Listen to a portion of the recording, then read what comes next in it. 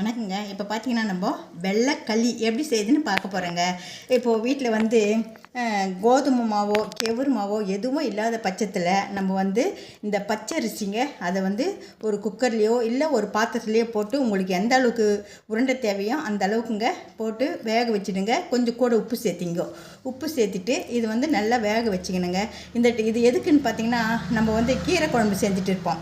அப்போ சாதம் எப்போ பார்த்தாலும் சாதமே அப்படின்ற மாதிரி போன பட்சத்தில் நம்ம இந்த கீரை கடைஞ்சிட்டு இந்த மாதிரி களிங்க இது பேர் அந்த காலத்துலலாம் நிலத்தில் வயல்வெளியில் வேலை செய்கிறவங்கெல்லாம் இந்த மாதிரி தாங்க இந்த அரிசி பச்சரிசி நல்லா வேக வச்சுட்டு அதை உருண்டையாக உருட்டிக்குவாங்க.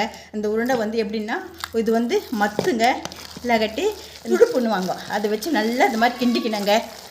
நல்லா வேக வச்சுட்டு நல்லா கிண்டிக்கணும். இப்போ நல்லா இது மாதிரி கிண்டிட்டுங்க. நம்ம பார்த்திங்கன்னா ஒரு பாத்திரத்தில் வெந்நீர் வச்சுங்க. வெந்நீரில் நல்லா ஒரு நம்ம அதை அள்ள போகிறோம் இல்லைங்களா, கரண்டி எடுத்துங்க. வெந்நீர் வச்சுங்க, பச்சை தண்ணி வேண்டாம். ஏன்னா இந்த வெந்நீர் இது கொஞ்சம் டைட்டாக இருந்துச்சுன்னா அது வெந்நீர் இதில் யூஸ் பண்ணிக்கலாம். கொஞ்சமாக தெளித்து கிண்டிக்கலாம். அதனால் வெந்நீர் வச்சு யூஸ் பண்ணிக்கலாம். இப்போ நம்ம பார்த்திங்கன்னா இந்த மாதிரி ஒரு பாத்திரங்க, ஏதாவது உங்கள்கிட்ட கிண்ணமோ எது இருந்துச்சுன்னா தண்ணியால் நனைச்சிக்கங்க. இதை நனைச்சிட்டு நம்மளுக்கு எந்த அளவுக்கு களி உருண்டை அதே தாங்க இது இந்த அளவுக்கு உருண்டை செஞ்சுக்கலாங்க. கையில் தண்ணி நினச்சிக்கங்க. தண்ணி நினச்சிக்கிட்டு இப்போ பார்த்திங்கன்னா சூடாக இருக்கிறதுனால ஒரு மாதிரி இப்படி போட்டுங்க. சூடு இல்லைன்னா நம்ம இதை உருண்டையாக பண்ணிக்கலாங்க. பார்த்தா தெரிஞ்சு பாருங்கள். பார்த்திங்களா, இந்த மாதிரி உருண்டை எடுத்துக்கணுங்க. இதை நம்ம ஒரு பிளேட்டில் மாற்றிக்கலாம். இது சூடு ஆற அப்படியே இறுக்கிக்குங்க. இப்போ கொஞ்சம் லூஸாக இருக்குது இல்லைங்களா, டைட் ஆகிடும். அதே போல் நம்ம குழந்தைங்களுக்கு பார்த்திங்கன்னா சின்னதாக கேட்பாங்க. இது நம்ம பெருசாக செஞ்சிட்ருக்கோம். குழந்தைங்க விரும்பி சாப்பிட்றனா அந்த மாதிரி ஒரு சின்ன பவுலு அதுவும் ஈரத்தில் நினச்சிங்க. நினச்சிட்டு அந்த குழந்தைங்களுக்கு சின்ன அவங்களே புட்டு சாப்பிடுவாங்க. இதை சின்ன உருண்டையாக செஞ்சுக்கலாங்க. இந்த மாதிரி செஞ்சுட்டு அதே போல் கையில் நினச்சிக்கோங்க.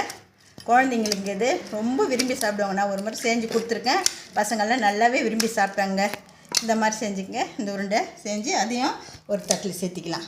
இது குழந்தைங்களுக்குங்க. அதே போல் நம்ம இருக்கிறதெல்லாம் நம்மளுக்கு எத்தனை உருண்டை வருதோ அது மாதிரி செஞ்சு எடுத்துக்கலாங்க. இது பார்த்திங்கன்னா கீரை குழம்புங்க. அதுக்கு நம்ம இந்த சாதத்துக்கு அவ்வளோ நல்லா இருக்குங்க. ஏற்கனவே கீரை குழம்பு வீடியோ போட்டிருக்கேன். அதனால் இப்போ அந்த உருண்டை தான் போடாமல் இருந்தேங்க. கெவுரு மாவு களி செஞ்சுருக்கேன். இப்போ இந்த கீரை குழம்பு இதில் ஊற்றிக்கலாங்க.